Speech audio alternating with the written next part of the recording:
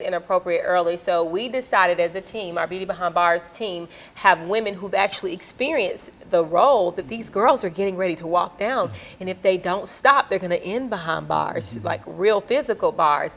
So we'll be hosting that from November the 7th through April the 7th. And it's going to be a 6-month program where these girls will do activities and life building skills that prepares them for adulthood. And we're really, really excited about that, because if we can reach those girls early, we can prevent them from experiencing something that maybe Tanya went down the road. I'm sure if she had a role model there, not saying that her mother wasn't a role model, but if she had someone there saying, don't do this, don't do that, or stopping her in the street saying, this is not for you, she probably would have taken a different path. So with what we're going to be doing with this mentoring program is actually helping these girls understand that you don't want to go around that route. And we're on tour right now. We're traveling. We'll be traveling to Atlanta, Memphis, LA. And we're also going to Detroit, which is Tanya's hometown, to put on these tours. And at these seminars and tours, you don't have to be physically trapped behind bars to participate in Beauty Behind Bars. Beauty Behind Bars has a 360 perspective. We focus on women who are mentally incarcerated, and we also focus on women who are physically incarcerated. And maybe while they're in jail, maybe do the visitations in jail to let them know that once they get out, they have a program that they can be a part of. So we definitely want this to be a proactive type of organization. And, you know, we are a 501c3 based organization underneath Tenacious Teens for Christ Incorporated. So, you know, we accept donations in different ways. You know, people can attend our seminars and leave a donation if they want to, but you know, we never charge for people to come to our conferences and for the tour. We basically, people buy our t-shirts, people buy, you know, books while they're there, and it funds what we're able to do.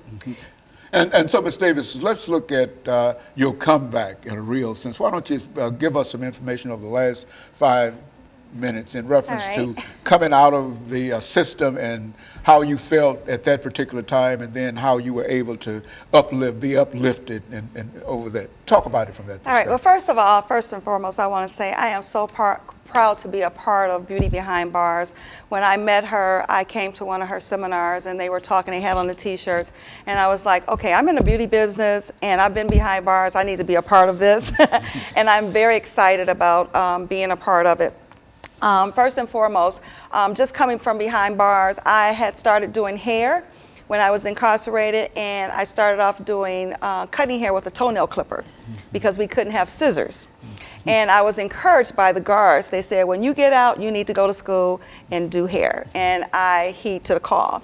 Ever since then, I've been in love with doing hair, and so I did that. I heed to the call. I've been doing hair for 26 years, and I love making people feel beautiful. It was a part of my comeback, making myself feel beautiful. My self-esteem grew, and it gave me the confidence to do everything that I've been doing thus far. I've owned 2 salons in my lifetime. I currently own Salon Ice here in Nashville. I have 9 talented, drama-free stylists that are very talented, and they have had my back, supported me in everything that I've done. And with this book, my clients is the ones that encouraged me. It's been a ministry behind the chair, just telling people, encouraging them when they come and sit in the chair and they're feeling bad or whatever, and sharing with me about a mother, a father, a husband, or a sister or brother that has been on drugs, and then I share with them where I've been, and it gave them hope, and they're saying, you need to write the book, you need to write the book. And so that's what encouraged me to write the book. And then in terms of writing the book, then it encouraged me to do the stage play. And then on my journey of investing in homes and stuff, I got caught up with the situation with all these real estate investments 5 years ago, back in 2005, I would say, when the real estate business went in turmoil. And I had to do time again, and I didn't understand how did I get back into this situation. And it was an innocent situation, and that's why I tell a lot of people, make sure you read the contracts before you sign on the dotted line. And I've been encouraging people to do that as I go around speaking in front of people as motivational speaker today. But in terms of that, I went back in and I did something positive, and that's how the book got written. And then now the stage play, I met a girl in there that was a playwright, and her and I rewrote the play. And today, now the play is going to be at TPAC again, Thanksgiving weekend, and I'm so excited about that. But I would like to end and say to the people that are listening out here today is that you don't have to use. I've already did it for you. A lot of us recovering addicts, we've already paid the price for you that you don't have to use. And if you do use, you will go down the same road that we did. So you don't want to do that. We do have literature out here that you can read and learn from us. And again, there's so many things that you can pick up today. There was not a lot of literature back then that we had that we can learn from, and people that you have saw that have already come forth and shared their testimonies and things of such. So I thank you for having me on here.